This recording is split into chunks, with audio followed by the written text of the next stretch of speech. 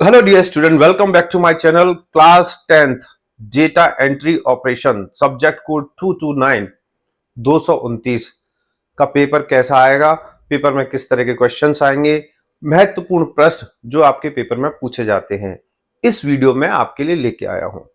देखिए, जो पेपर होता है वो होता है 40 मार्क्स का और क्वेश्चन आते हैं इसमें 8 क्वेश्चन आपसे पूछे जाएंगे डेटा एंट्री ऑपरेशन में, सब्जेक्ट कोड 229 में, क्लास 10th। पहला क्वेश्चन जो होता है लिस्ट ए और लिस्ट बी। दूसरा क्वेश्चन जो होता है ट्रू एंड फॉल्स। तीसरा जो क्वेश्चन होता है डिफाइन फॉलोइंग। चौथा क्वेश्चन होता है डिफाइन फॉलोइंग।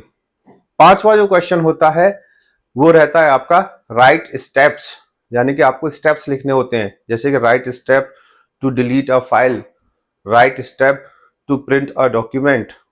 और आपके बाकी के जो 3 क्वेश्चंस होते हैं वो रहते हैं आपके न्यूमेरिकल बेस्ड क्वेश्चंस। एक्सेल के फॉर्मूलेज होते हैं या कुछ एक्सेल की शीट दे रखी होगी जिसमें से वो आपसे पूछे जाएंगे। इस तरह आपके टोटल प्रश्न पूछे जाते हैं 8। तो अब चलते हैं वीडियो की तरफ, और इस वीडियो में पूरी कोशिश कर रहा हूं आपको ऐसे सारे क्वेश्चंस अच्छी तरीके से समझा दूं जो आपके पेपर में पूछे जाते हैं। अगर वीडियो पसंद आ जाए तो चैनल को लाइक और सब्सक्राइब कर लीजिए, अदरवाइज कोई बात नहीं। चलते हैं फटाफट वीडियो की तरफ। आपके पेपर में फुल फॉर्म्स भी पूछी जाती हैं, तो सबसे पहले चलते हैं फुल फॉर्म्स की तरफ। For example CD। CD अर्थात compact disc. DVD digital versatile disc. RAM RAM RAM random access memory. ROM read only memory. GUI graphical user interface. HTML hyper text markup language. SMTP simple mail transfer protocol. LAN LAN local area network. WAN WAN wide area network. URL uniform resource locator. COBOL common object business oriented language. WWW world wide web. IP internet protocol. ISP internet service provider. तो ये थी कुछ full forms जो आपके paper में पूछी जाती हैं। अब चलते हैं कुछ महत्वपूर्ण डेफिनेशंस की तरफ। सबसे पहले बात करते हैं सिस्टम सॉफ्टवेयर। सिस्टम सॉफ्टवेयर ऐसे सॉफ्टवेयर होते हैं जो कंप्यूटर को रन करने में यूजफुल होते हैं। For example operating system. Operating system एक सिस्टम सॉफ्टवेयर होता है। अगर किसी भी कंप्यूटर के अंदर सिस्टम सॉफ्टवेयर नहीं होंगे तो कंप्यूटर रन नहीं होगा, यानी कि कंप्यूटर काम नहीं करेगा। जैसे कि operating system window XP, window 7, window 11, window 13, ये कुछ सिस्टम सॉफ्टवेयर के एग्जाम्पल होते हैं। Application software. एप्लीकेशन सॉफ्टवेयर ऐसे सॉफ्टवेयर होते हैं जो कोई भी यूजर अपनी आवश्यकता के अनुसार अपने कंप्यूटर या अपने मोबाइल में इंस्टॉल करता है। For example MS Office, MS Word, MS Excel, PowerPoint, ये कुछ आपके एप्लीकेशन सॉफ्टवेयर के एग्जाम्पल हैं। तीसरा वेब ब्राउजर्स। वेब ब्राउजर ऐसे सॉफ्टवेयर होते हैं, ऐसे एप्लीकेशन सॉफ्टवेयर होते हैं जो आपके कंप्यूटर या मोबाइल में इंटरनेट को यूज करने के लिए प्रयोग किए जाते हैं। For example Chrome. आप अपने मोबाइल में या कंप्यूटर में क्रोम का इस्तेमाल करके इंटरनेट का प्रयोग करते हैं, तो क्रोम एक एप्लीकेशन सॉफ्टवेयर है और वेब ब्राउजर है। अब बात करते हैं वायरस और एंटीवायरस की। वायरस कंप्यूटर के प्रोग्राम होते हैं, एक तरह का सॉफ्टवेयर होता है जो कंप्यूटर के अंदर घुसकर, आपके मोबाइल के अंदर घुसकर आपके डेटा को, आपके हार्डवेयर को, आपके सॉफ्टवेयर को नुकसान पहुंचाता है। तो वायरस क्या होते हैं? एक तरह के नेगेटिव सॉफ्टवेयर होते हैं जो आपके कंप्यूटर में जाकर फाइल को, फोल्डर को, हार्डवेयर को और सॉफ्टवेयर को तबाह कर देते हैं। एंटीवायरस, एंटीवायरस भी सॉफ्टवेयर होते हैं। ऐसे सॉफ्टवेयर होते हैं जो वायरस को किल करने के लिए यूजर द्वारा यानी कि हमारे द्वारा अपने कंप्यूटर में इंस्टॉल किए जाते हैं। ऐसे सॉफ्टवेयर को हम एंटीवायरस कहते हैं। डाटा एंट्री का पेपर अगर आपको लिखना है तो आप हिंदी और इंग्लिश दोनों का इस्तेमाल भी कर सकते हैं। जैसे कि कंप्यूटर शब्द लिख रहे हैं आप, अगर आप कंप्यूटर को हिंदी में भी लिखेंगे तो भी माना जाएगा और इंग्लिश में भी लिखेंगे तो भी माना जाएगा। तो इसलिए लैंग्वेज का ज़्यादा असर यहाँ पे पड़ता नहीं है। आपको जैसा भी समझ में आ रहा है आप उस पेपर में लिख कर आ सकते हैं। तो डाटा एंट्री के पेपर में आप लैंग्वेज को लेकर परेशान ना हो, बस आपको एक्सप्लेन करना है। अब बात करते हैं इनपुट डिवाइस। कंप्यूटर के अंदर कौन कौन से इनपुट डिवाइस होते हैं। इनपुट डिवाइस ऐसे डिवाइस होते हैं जिससे हम कंप्यूटर को कमांड देते हैं। For example keyboard, mouse, scanner, joystick. Keyboard, mouse, joystick और स्कैनर। आपने लाइट पेन सुना है, तो लाइट पेन भी एक तरह का इनपुट डिवाइस होता है। ये डिवाइस कंप्यूटर को कमांड देने के काम आते हैं। अब बात करते हैं आउटपुट डिवाइस की। आउटपुट डिवाइस ऐसे डिवाइस होते हैं जिस पर हम कंप्यूटर में दिए गए कमांड का आउटपुट देखते हैं।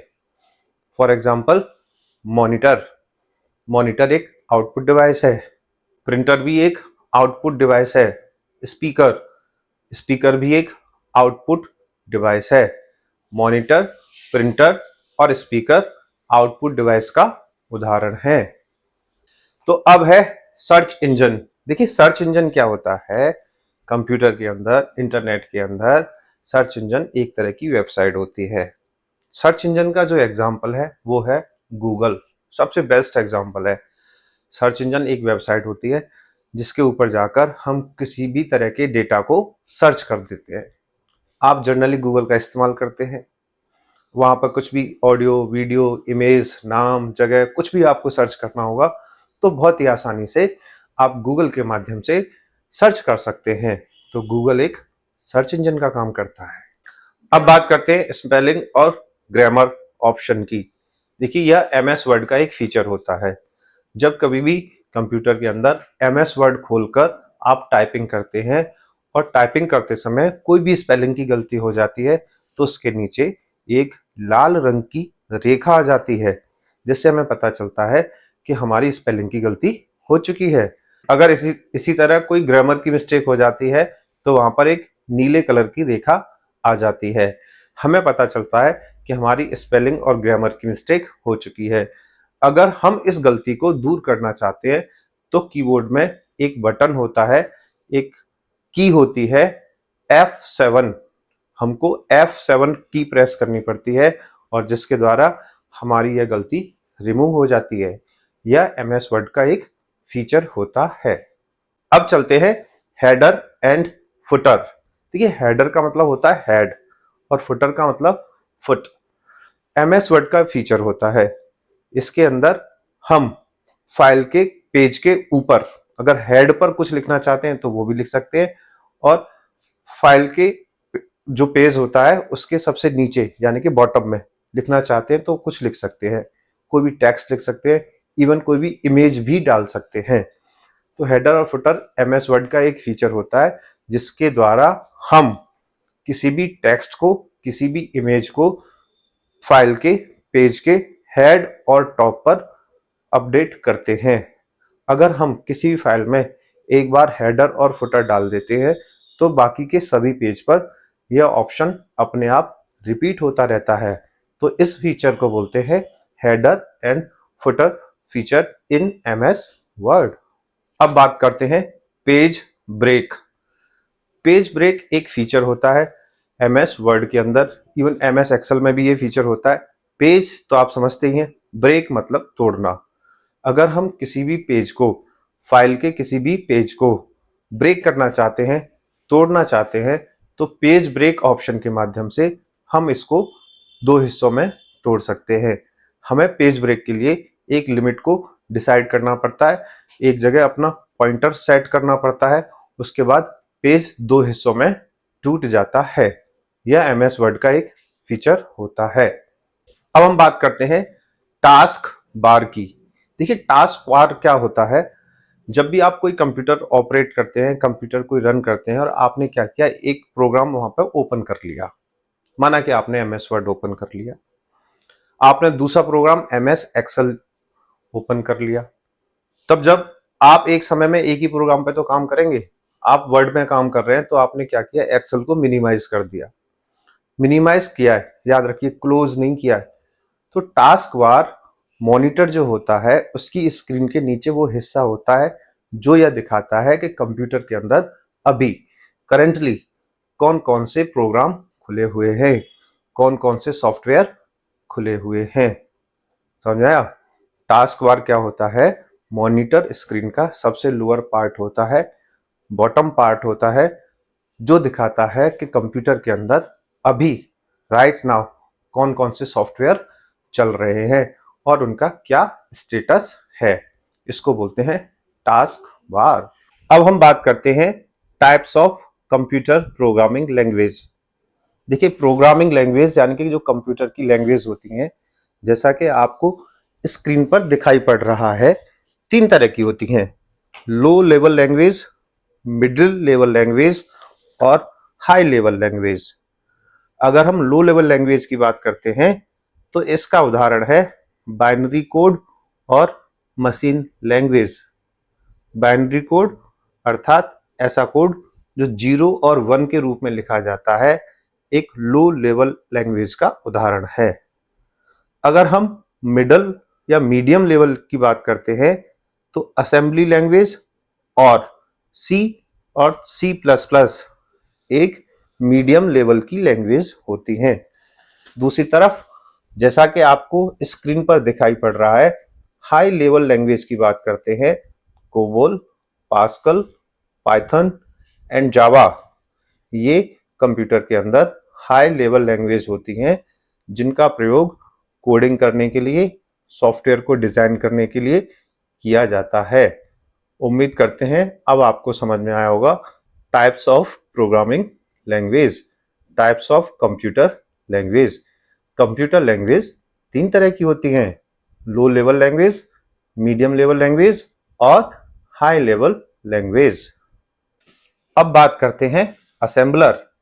असेंबलर एक सिस्टम सॉफ्टवेयर होता है जो असेंबली लैंग्वेज प्रोग्राम को मशीन लैंग्वेज प्रोग्राम में कन्वर्ट करता है।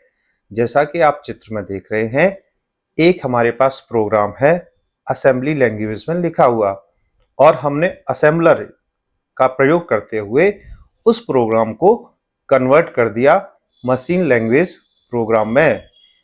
असेंबली लैंग्वेज प्रोग्राम को हम सोर्स प्रोग्राम बोलते हैं और जो कन्वर्ट होकर हमें मिला है अर्थात मशीन लैंग्वेज प्रोग्राम को हम ऑब्जेक्ट प्रोग्राम बोलते हैं।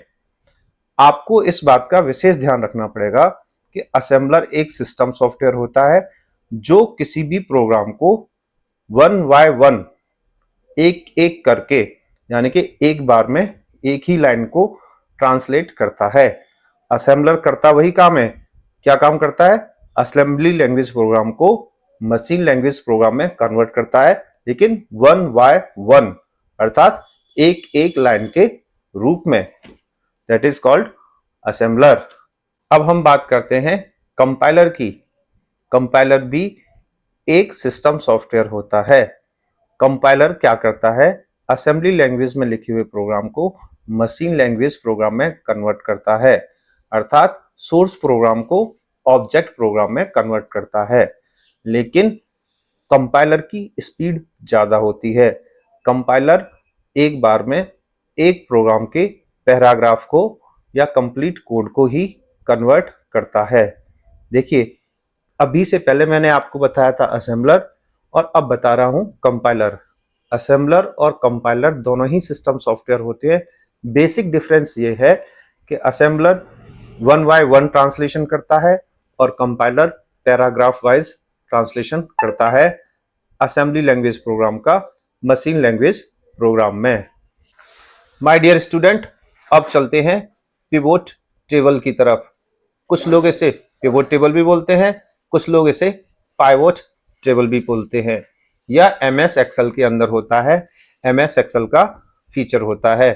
पिवट टेबल के माध्यम से हम लार्ज अमाउंट ऑफ डेटा को बहुत इजीली मेंटेन कर पाते हैं। तो पिवट टेबल क्या है? पिवट टेबल एमएस एक्सेल का एक फीचर है जिसके द्वारा हम लार्ज अमाउंट ऑफ डेटा को बहुत ही इजीली मेंटेन कर पाते हैं। A pivot table is specially designed for large amount data handling in user friendly ways, यानी कि पिवट टेबल स्पेशली डिजाइन जब की जाती है जब हमारे पास एक्सेल में बहुत बड़ा डेटा होता है और उस डेटा को हम अपने अनुसार प्रयोग करना चाहते हैं। That is called pivot table. Pivot table को पाइवोट टेबल भी कहा जाता है और यह एमएस एक्सेल का एक बहुत ही महत्वपूर्ण फीचर होता है। माय डियर स्टूडेंट, अब बात करते हैं फॉर्मेट पेंटर। फॉर्मेट पेंटर एक महत्वपूर्ण प्रश्न है। देखिए, फॉर्मेट पेंटर यह एमएस वर्ड का एक फीचर होता है। यह एक टूल होता है जो किसी भी यूजर को अलाउड करता है कि आप किसी भी डॉक्यूमेंट में से या किसी भी डॉक्यूमेंट के एक पैराग्राफ में से टेक्स्ट को नहीं, फॉर्मेटिंग को कॉपी करके किसी दूसरे पैराग्राफ में अप्लाई कर सकते हैं। अर्थात फॉर्मेट पेंटर एक ऐसा टूल होता है जिसके द्वारा हम फॉर्मेटिंग को एक पैराग्राफ में से कॉपी करके दूसरे पैराग्राफ में अप्लाई करते हैं। माना कि आपने एमएस वर्ड में एक लाइन लिखी है और जिसका फॉन्ट साइज है पूरी लाइन का 14 पॉइंट। आपने वहां पे फॉर्मेट पेंटर का यूज किया और बाकी की जितनी भी लाइन है वो भी आपने उसी पॉइंट में कर दी, यानी वहां पे आपने फॉर्मेट पेंटर का प्रयोग किया और आपने उसका वही फॉर्मेट कर दिया जो बाकी की अन्य लाइनों का था। तो इस फीचर को हम बोलते हैं फॉर्मेट पेंटर। फॉर्मेट पेंटर के माध्यम से हम किसी भी पैराग्राफ में से फॉर्मेटिंग को कॉपी कर दूसरे पैराग्राफ पर अप्लाई करते हैं। बहुत ही महत्वपूर्ण ऑप्शन है ये format painter. My dear student, अब बात करते हैं borders and shadings. Border and shading भी एक टूल है एमएस वर्ड के अंदर। इसका उपयोग करके आप किसी भी टेक्स्ट या पैराग्राफ में बॉर्डर और शेडिंग अप्लाई कर सकते हैं। In MS Word we can apply the border and shading to the written text, paragraph, etc. इसका मतलब हुआ एमएस वर्ड में हम किसी भी रिटन टेक्स्ट पर या पैराग्राफ पर बॉर्डर एंड शेडिंग का प्रयोग कर सकते हैं। माय डियर स्टूडेंट, अब हम बात करते हैं एमएस एक्सेल के चार्ट फीचर की। Chart, CHART, chart. चार्ट क्या होता है? एमएस एक्सेल के अंदर एक ऑप्शन आता है। इस चार्ट ऑप्शन का प्रयोग कई प्रकार से किया जाता है डेटा को अलग अलग तरीके से दिखाने के लिए।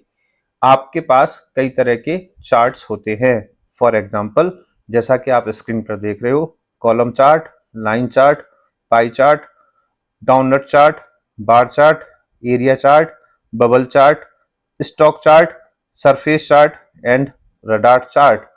चार्ट ऑप्शन का प्रयोग करके आप किसी भी डेटा को अलग अलग तरीके से रिप्रेजेंट कर सकते हैं। यह डेटा को दिखाने का एक बहुत अच्छा विकल्प है, बहुत अच्छा ऑप्शन है। माय डियर स्टूडेंट, अब बात करते हैं सबसे महत्वपूर्ण प्रश्न की, और उस प्रश्न का नाम है mail merge. Mail merge option क्या होता है एमएस वर्ड के अंदर? MEAL mail, MERGE merge. Merge का मतलब होता है जोड़ना, मेल का मतलब होता है ईमेल। तो mail merge is a feature. Mail merge एक फीचर है within most data processing applications that enable user to send a similar letter or document to multiple recipients। यानी कि मेल मर्ज एक ऐसा फीचर है जिसके द्वारा हम किसी एक लेटर को या किसी एक डॉक्यूमेंट को एक साथ मल्टीपल अर्थात बहुत सारे लोगों पर भेज सकते हैं। My dear student, mail merge एक ऐसा फीचर है एमएस वर्ड के अंदर जिसके द्वारा हम किसी एक डॉक्यूमेंट को बहुत सारे लोगों पर एक बार में भेज सकते हैं। आसान शब्दों में मैं आपको समझाऊं तो अगर आप WhatsApp यूज करते हैं तो आपके पास अगर एक फाइल आती है या एक इमेज आती है तो आप एक बार में 5 लोगों को या 10 लोगों को उसे सेंड कर सकते हैं। इसी तरह MS वर्ड के मेल मर्ज ऑप्शन का प्रयोग करते समय आप किसी एक फाइल को या एक डॉक्यूमेंट को मल्टीपल अर्थात बहुत सारे लोगों तक भेज सकते हैं। इस फीचर को हम बोलते हैं मेल मर्ज। जब हम मेल मर्ज फीचर का यूज करते हैं तो वहां पर 3 तरह के डॉक्यूमेंट्स का प्रयोग किया जाता है, main document, merge document and data source. कितने ऑप्शन होते हैं यहाँ पे, कितने डॉक्यूमेंट होते हैं वहां पे, मेन डॉक्यूमेंट, मर्ज डॉक्यूमेंट और डेटा सोर्स। यह बहुत ही महत्वपूर्ण प्रश्न है जो पेपर में हर बार लगभग पूछा जाता है। माय डियर स्टूडेंट, अगला महत्वपूर्ण प्रश्न, टाइप्स ऑफ प्रिंटर्स, यानी कि प्रिंटर कितने प्रकार के होते हैं। प्रिंटर एक ऐसा डिवाइस होता है जो अधिकतर ऑफिसों में मिलता है। प्रिंटर एक आउटपुट डिवाइस होता है, जैसा कि मैंने आपको पहले बताया था। प्रिंटर की बात करते हैं तो हमारे पास 4 तरह के प्रिंटर होते हैं। सबसे पहले बात करते हैं डॉट मैट्रिक्स प्रिंटर की। डॉट मैट्रिक्स प्रिंटर आपने देखा होगा रेलवे स्टेशन पर। यह काफी स्लो प्रिंटर होते हैं और इनकी स्पीड भी बहुत कम होती है और इनका खर्चा भी बहुत कम होता है। दूसरे प्रिंटर होते हैं इंकजेट प्रिंटर। इंकजेट प्रिंटर अधिकतर आपकी ऑफिसों में देखने को मिल जाते हैं। अगर आप किसी भी ऑफिस में जाते हैं, जनरली आप प्रिंट आउट निकलवाते हैं तो इंकजेट प्रिंटर होते हैं। उसके बाद आते हैं आपके लेजर प्रिंटर। लेजर प्रिंटर आपको देखने के लिए मिलेगा अच्छे अच्छे स्टूडियो में, फोटो स्टूडियो में, जहां पर आप फोटो प्रिंट निकलवाते हैं वहां पर आपको लेजर प्रिंटर मिलेगा। अभी लास्ट फोर्थ जो होता है all in one printer. All in one printer अर्थात एक ऐसा प्रिंटर जो प्रिंट आउट निकालने के साथ साथ डॉक्यूमेंट को स्कैन भी करता है और इसके अंदर फोटोकॉपी वाली फैसिलिटी भी उपलब्ध होती है। स्कैनिंग भी होती है, फोटोकॉपी भी होती है और प्रिंट आउट भी निकलते हैं। इसलिए इसको बोला जाता है ऑल इन वन प्रिंटर। सबसे सस्ता और सबसे घटिया जो प्रिंटर होता है वो होता है डॉट मैट्रिक्स प्रिंटर, और सबसे जो महंगा प्रिंटर होता है और अच्छी क्वालिटी का होता है और अच्छे अच्छे स्टूडियो में लगाया जाता है वह होता है आपका लेजर प्रिंटर। तो माय डियर स्टूडेंट, ये था प्रिंटर। और प्रिंटर क्या होता है, एक आउटपुट डिवाइस होता है। माय डियर स्टूडेंट, अब चलते हैं अगले महत्वपूर्ण प्रश्न की तरफ, और प्रश्न है लिस्ट ए और लिस्ट बी। जब आपके पास पेपर आएगा तो आपको सबसे पहला प्रश्न यही देखने के लिए मिलेगा। एक तरफ लिस्ट ए दे रखी होगी और दूसरी तरफ दे रखी होगी लिस्ट बी। आपको लिस्ट ए में से लिस्ट बी के जो शब्द हैं, जो उनके सामने सही शब्द है, वो मैच करके पेपर में लिख के आना पड़ेगा।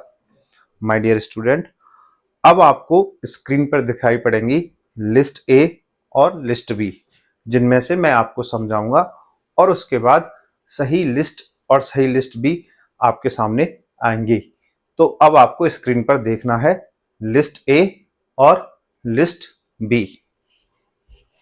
जैसा कि आपको स्क्रीन पर दिखाई पड़ रहा है, लिस्ट ए में एक तरफ लिखे हैं स्लाइड लेआउट, संचार के लिए interface, control panel, monitor, page setup और लाइब्रेरी इंफॉर्मेशन सिस्टम, और इसके सामने है लिस्ट बी। तो अब आप एक काम करिए, एक नोटबुक ले लीजिए, उस पर लिस्ट ए और लिस्ट बी बनाइए। देखिए, सबसे पहले हम बात करते हैं लाइब्रेरी इंफॉर्मेशन सिस्टम। यह क्या है, यह एक एप्लीकेशन सॉफ्टवेयर है, क्योंकि यह अपनी जरूरत के लिए बनाया जाता है। तो यह क्या हो गया, एक एप्लीकेशन सॉफ्टवेयर हो गया। स्लाइड लेआउट, देखिए स्लाइड लेआउट का संबंध किससे होता है, पावर पॉइंट से। तो स्लाइड लेआउट को आप किसके साथ जोड़ेंगे, पावर पॉइंट के साथ। कंट्रोल पैनल, कंट्रोल पैनल किस में होता है, ऑपरेटिंग सिस्टम में, तो आप यहाँ पर इसे जोड़ देंगे। अब बात करेंगे यहाँ पर मॉनिटर की। मॉनिटर हमारा क्या करता है, आपको कैथोड रेज ट्यूब जो CRT होती है वो मॉनिटर के अंदर होती है, तो मॉनिटर के सामने क्या लिख देंगे आप, कैथोड रेज ट्यूब। अब आपका बचता है पेज सेटअप। पेज सेटअप आप किसके लिए करते हैं, ओरिएंटेशन के लिए करते हैं, यानी कि MS वर्ड के अंदर पेज सेटअप का उपयोग किया जाता है ओरिएंटेशन के लिए। अब आपके पास क्या बचा, सिर्फ अब बचा संचार के लिए इंटरफेस, इंटरफेस टू कम्युनिकेशन, यानी कि कंप्यूटर सिस्टम को कॉन्फ़िगर करना। तो इस तरह आपने ये लिस्ट ए और लिस्ट बी मैच कर ली। माय डियर स्टूडेंट, पहला प्रश्न आपका यही आएगा। उम्मीद करता हूं कि आपने अपनी नोटबुक पर भी लिस्ट ए और लिस्ट बी मैच कर ली होंगी। माय डियर स्टूडेंट, अब लास्ट ईयर के पेपर में से एक लिस्ट ए और लिस्ट बी मैं आपको फिर कराता हूं। चलिए साहब, अब चलते हैं यहाँ पे अगली लिस्ट ए और लिस्ट बी की तरफ। यहाँ पे सबसे पहले बात करते हैं एंटीवायरस। एंटीवायरस क्या है, आपका एक यूटिलिटी प्रोग्राम होता है antivirus. Object program, object program किस भाषा में लिखे जाते हैं, मशीन भाषा में, तो ऑब्जेक्ट प्रोग्राम को आप किससे जोड़ देंगे, मशीन भाषा से। वीडियो कार्ड, वीडियो कार्ड क्या होता है, आपका एक हार्डवेयर का घटक होता है, हार्डवेयर कंपोनेंट होता है, that is video card. Syntax, syntax क्या होते हैं, भाषा के नियम होते हैं। Slide show view, slide show view किसमें होता है, पावर पॉइंट में, और पावर पॉइंट में क्या दिखाया जाता है, प्रेजेंटेशन दिखाया जाता है, तो आप वहां लिखेंगे स्लाइड शो व्यू मतलब प्रेजेंटेशन दिखाने के लिए, उसके सामने लिख देंगे प्रेजेंटेशन दिखाना। अब आपका क्या रह गया, सम इफ फंक्शन, ये एक शर्त की आवश्यकता होती है, that is required criteria. Sum if function, required criteria यानी कि शर्त की आवश्यकता। माय डियर स्टूडेंट, अभी आपने देखा लिस्ट ए और लिस्ट बी को किस तरह मैच करना होता है, और आपको स्क्रीन पर साफ साफ दिखाया जा रहा है। यह पिछले साल के पेपर में से मैंने आपको बताने की कोशिश की थी, लिस्ट ए और लिस्ट बी को। माय डियर स्टूडेंट, उम्मीद करता हूं आपको लिस्ट ए और लिस्ट बी अच्छी तरह से समझ में आएगी। अब चलते हैं ट्रू और फॉल्स की तरफ। पेपर में आपके पास दिए जाएंगे ट्रू और फॉल्स, यानी कि क्या सही है और क्या गलत है। स्क्रीन पर आपको दिखाई पड़ेंगे, एक एक करके समझा रहा हूं कौन सा ट्रू है और कौन सा फॉल्स होता है। तो स्क्रीन पर अपनी निगाह बनाए रखें, और हो सके तो एक नोटबुक अपने पास ले लें, और उसमें जो भी मैं बता रहा हूं कि ये वाला ट्रू है और ये वाला फॉल्स है। पेपर में आपके 5 मार्क्स के आते हैं ट्रू और फॉल्स, तो फटाफट फटाफट एक नोटबुक ले लो और सारे के सारे ट्रू फॉल्स करना शुरू कर दो। चलिए, तो सबसे पहले बात करते हैं, mouse is a input device. Mouse एक इनपुट डिवाइस है, ट्रू या false, true. Monitor is a output device, ये ट्रू है या फॉल्स है, मॉनिटर एक आउटपुट डिवाइस है ना, तो ये क्या हो गया, true. C++ is a high level language, true या फॉल्स। जैसा कि मैंने आपको बताया था जब मैं आपको टाइप्स ऑफ लैंग्वेज बता रहा था, तो C++ एक मीडियम लेवल लैंग्वेज होती है, तो इसको हम फॉल्स करेंगे। Window is a operating system, तो ये सही है या गलत, true. Window is a operating system. Full form of URL, URL stand for uniform resource locator, true और फॉल्स, ट्रू। URL की फुल फॉर्म होती है यूनिफॉर्म रिसोर्स लोकेटर, तो URL stand for, okay, uniform resource locator, true.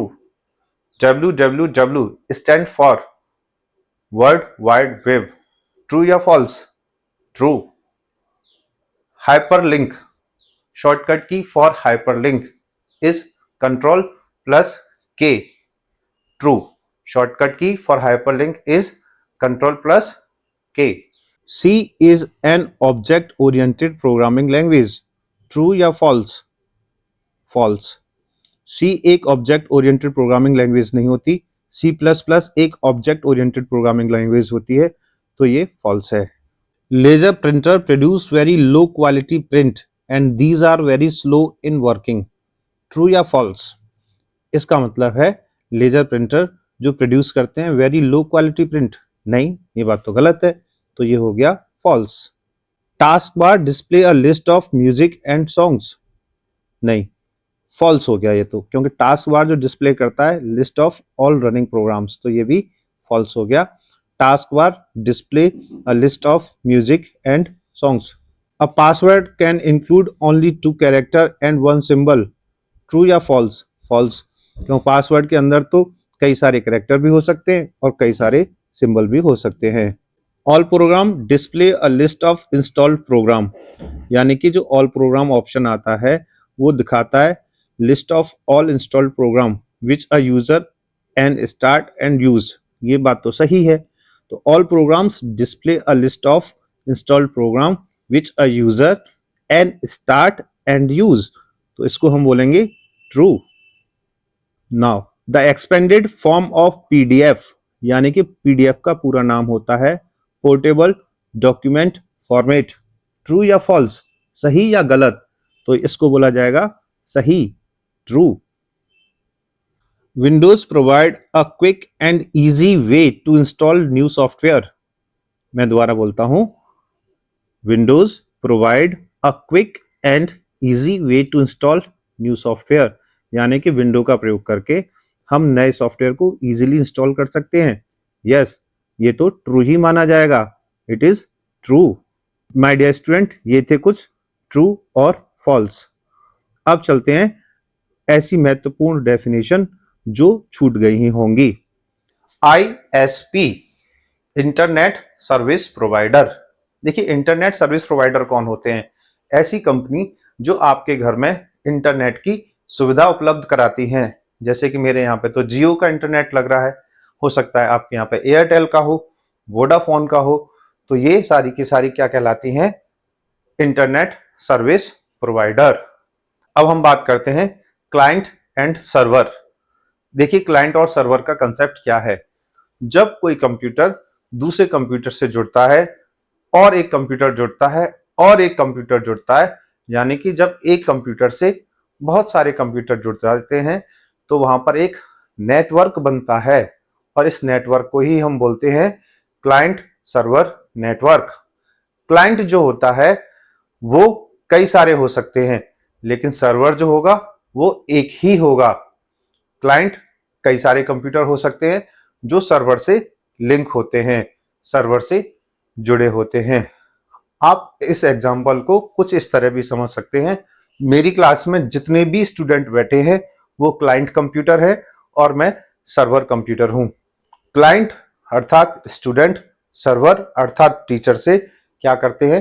Request करते हैं कि आप हमें ये दीजिए, आप हमें ये समझा दीजिए, और सर्वर क्या करता है? उनकी जरूरतों को पूरा करता है। तो इस तरह जो नेटवर्क बनता है इसको बोलते हैं क्लाइंट सर्वर नेटवर्क। बढ़ते हैं अगले प्रश्न की तरफ।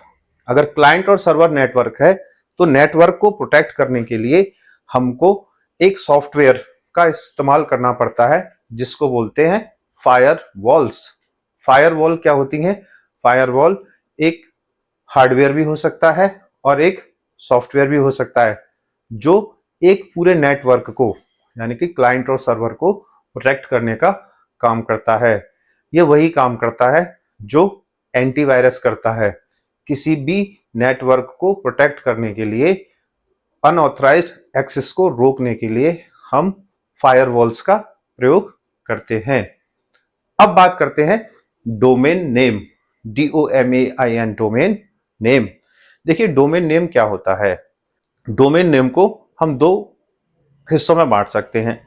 एक तो डोमेन नेम मिलता है किसी भी वेबसाइट की वर्किंग के अकॉर्डिंग, और मिलता है दूसरा रीजनल एरिया के अकॉर्डिंग।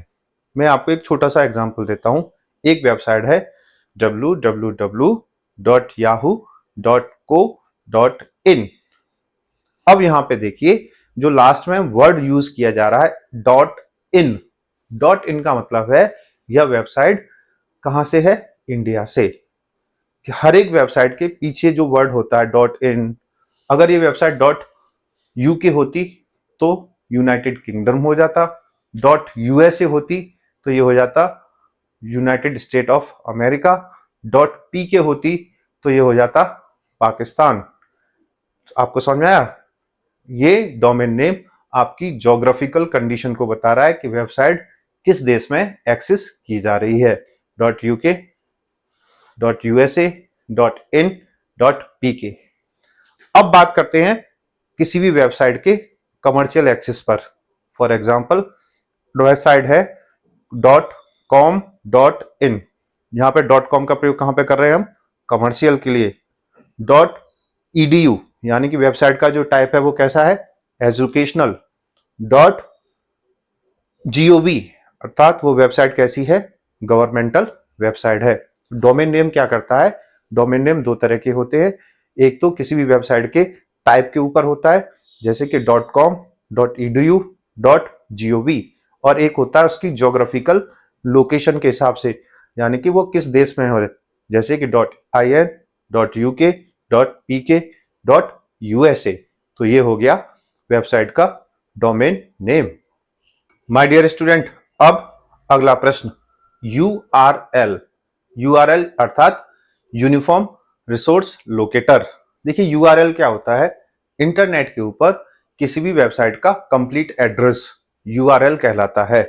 फॉर एग्जांपल अगर कोई वेबसाइट है www.yahoo.co.in तो यह क्या कहलाएगा, यूआरएल कहलाएगा, यानी कि वेबसाइट इंटरनेट के ऊपर कहां एग्जिस्ट करती है। तो यूआरएल को क्या कहेंगे, किसी भी वेबसाइट का, किसी डॉक्यूमेंट का, किसी भी इमेज का जो लिंक होता है, जो कंप्लीट एड्रेस होता है, उसको हम बोलते हैं यूआरएल। और यूआरएल का मतलब क्या होता है, यूनिफॉर्म रिसोर्स लोकेटर। अब बात करते हैं बाइनरी लैंग्वेज। देखिए बाइनरी लैंग्वेज क्या होती है, कंप्यूटर लैंग्वेज होती है, और एक ऐसी लैंग्वेज होती है जो 0 और 1 के रूप में लिखी जाती हो। तो 0 और 1 के रूप में लिखी जाने वाली कंप्यूटर लैंग्वेज को हम कहते हैं बाइनरी लैंग्वेज, अर्थात binary code, BINARY, binary CODE code. Binary code अर्थात ऐसा कोड जो 0 और 1 के रूप में लिखा जाता है, इसको बोलते हैं बाइनरी कोड। अब बात करते हैं HTML। HTML अर्थात हाइपर टेक्स्ट मार्कअप लैंग्वेज। यह एक लैंग्वेज होती है जिसमें टैग्स होते हैं, TAGS, और इसका यूज किया जाता है वेबसाइट डेवलपमेंट करने के लिए। किसी भी वेबसाइट को बनाने के लिए HTML का यूज किया जाता था या किया जाता है। अब थोड़ा सा यूज इसका कम हो गया है, ठीक है। और इसमें क्या होते हैं, टैग्स होते हैं, TAGS। कुछ यूजर डिफाइंड टैग्स होते हैं और कुछ प्री डिफाइंड टैग्स होते हैं, that is called HTML, hyper text markup language. अब हम बात करते हैं FTP अर्थात फाइल ट्रांसफर प्रोटोकॉल। प्रोटोकॉल क्या होते हैं, protocols are the set of rules and regulations over the internet, how to use the data and how to access the data. यानी कि इंटरनेट के ऊपर किस फाइल को किस तरह यूज किया जाना चाहिए और किस तरह एक्सेस किया जाना चाहिए, इसके नियम कायदे कानून होते हैं। File transfer protocol. File transfer protocol एक प्रोटोकॉल होता है जो यह डिसाइड करता है कि जो भी हम फाइल किसी को भेज रहे हैं क्या वह उसी लोकेशन पे जा रही है जिस पर हम उस लोकेशन को सेंड कर रहे हैं। आप कुछ इस तरह समझ सकते हैं, अगर आप मुझे एक ईमेल करते हैं तो वो ईमेल सिर्फ मेरे पास ही तो आएगा, that is the example of file transfer protocol over the internet, FTP, that is file transfer protocol. My dear student, अब बात करते हैं हम कंप्यूटर की विशेषताएं, कैरेक्टरिस्टिक ऑफ कंप्यूटर। देखिए कंप्यूटर एक मशीन है, कंप्यूटर इज इलेक्ट्रॉनिक डिवाइस, ये आपको पता ही है। तो विशेषता क्या होती हैं, विशेषता सबसे पहले कंप्यूटर के अपना कोई भी IQ नहीं होता, अपना कोई आईक्यू लेवल नहीं होता, नो आईक्यू लेवल। इसकी विशेषता है इसकी स्पीड। कंप्यूटर की जो स्पीड होती है वो काफी तेज होती है, फास्ट कैलकुलेटिंग मशीन। तो स्पीड कंप्यूटर की एक विशेषता होती है। दूसरा है एक्यूरेसी। एक्यूरेसी यानी कि कंप्यूटर जो भी काम करता है काफी एक्यूरेट काम करता है, सही काम करता है, एक्यूरेसी। तीसरी विशेषता है मल्टीटास्किंग। मल्टीटास्किंग यानी कि कंप्यूटर एक बार में कई सारे काम कर सकता है, मल्टीटास्कर होता है। फॉर एग्जाम्पल, जब आप कंप्यूटर में टाइपिंग कर रहे होते हैं तो आप उसी समय स्पीकर पर गाने भी सुन सकते हैं, यानी कि एक साथ आप दो काम कंप्यूटर में कर सकते हैं। Speed, accuracy, multitasking, never tired. Computer कभी थकता नहीं है। आप एक मनुष्य हैं तो आप 8-10 घंटे काम करके थक जाएंगे, लेकिन कंप्यूटर कभी थकता नहीं है। तो ये बोल देंगे नेवर टायर्ड। और नो फीलिंग्स। कंप्यूटर के कोई फीलिंग्स भी नहीं होती। आप इस पर कुछ भी देखिए, कुछ भी सुनिए, कुछ भी कहिए, इस पर कोई असर नहीं पड़ने का। जैसा आप कमांड देंगे यह वैसा ही काम करेगा। No feelings, no IQ, speed, accurate, fast, these are the characteristic of computer. तो ये कंप्यूटर की कैरेक्टरिस्टिक मानी जाती हैं। कंप्यूटर के गुण, जैसे हिंदी में बोल सकते हैं कंप्यूटर की गुण या कंप्यूटर की विशेषताएं। माय डियर स्टूडेंट, सबसे लास्ट में सबसे आसान सा प्रश्न, कंप्यूटर क्या है और इसके क्या उपयोग है। तो देखिए, कंप्यूटर एक मशीन है जो इलेक्ट्रॉनिक डिवाइस है, बिजली से चलता है। कंप्यूटर को हम इनपुट देते हैं और कंप्यूटर उसको प्रोसेस करता है, फिर हमको आउटपुट दे देता है। तो computer is a electronic machine which convert inputs into the output after processing.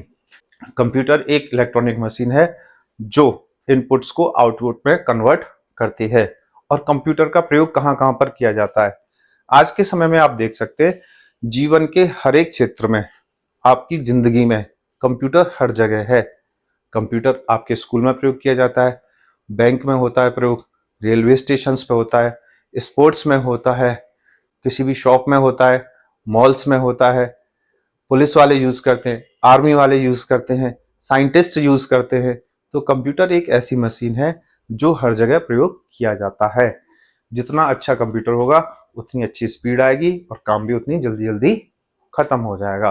तो माय डियर स्टूडेंट, ये था आपका डेटा एंट्री सब्जेक्ट। चिंता ना करें, जिस किसी सब्जेक्ट के बारे में आपको वीडियो बनवानी है मुझे बताइए, आपको बेहतरीन वीडियो बना के दूंगा। बस आपने इतना सा काम करना है, जब मैं इतनी मेहनत से वीडियो बना रहा हूँ तो आप अपने उन दोस्तों तक इस वीडियो को पहुंचा दीजिए जिसको इस वीडियो की ज़रूरत है। अगर आपका कोई NIOS का ग्रुप है जहाँ पर NIOS के स्टूडेंट है तो आप इस वीडियो को शेयर कर सकते हैं। और अगर आपको किसी और सब्जेक्ट पर वीडियो बनानी है तो मुझे स्क्रीन पर दिए हुए नंबर पर कॉल या मैसेज कर सकते हैं। उम्मीद करता हूँ आपको वीडियो पसंद आई होगी। आज के लिए सिर्फ इतना ही। Best of luck for your future, for your exam. Thank you.